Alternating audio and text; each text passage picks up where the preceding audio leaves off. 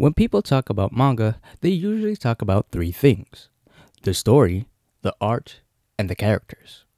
Talking about the story makes sense since that's the main reason why people usually read manga. They enjoy the story enough to not only talk about it, they'll sometimes speculate what could possibly happen in the chapters to come. The art, though subjective, is one of the things we get to enjoy as we flip through the pages of manga.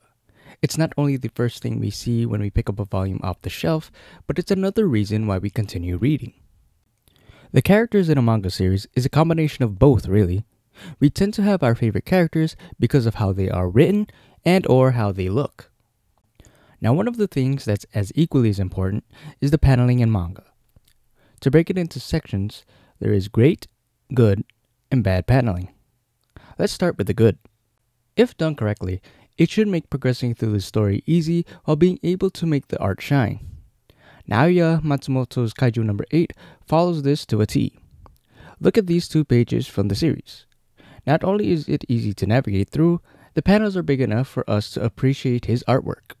Moving on to the bad, we have Dragon Ball Super. Now this series does have good paneling. The problem is, the bad ones are hard to ignore. The reason for that is because it's during the fighting scenes which Dragon Ball is known for. Look at these two pages. The panels, especially on the first one, are awkwardly shaped. This makes the page feel cramped, and Toyotaro's art doesn't have any impact. Bad paneling such as this hinders my reading experience. Instead of focusing on the story, I am bothered by the layout of the page. Now, similar to the bad, great paneling is also very noticeable. But instead of harming my reading experience, it enhances it. One such series that does this is Kamome Shirahama's Witch Hat Atelier.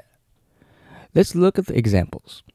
On the first page, everything looks pretty good until we reach the last panel. The panel is awkwardly shaped, but it is used effectively as it appears the character Kifri is leaning on it. The next page continues to impress, as Shirahama not only decorates the empty space outside the panel, she makes one of them look like an old piece of paper. Shirahama uses the panels themselves and the space around it as an extension of her art. But what are your thoughts? What are some manga that you think have great, good, and or bad paneling? As always, thanks for watching, and I'll see you in the next one.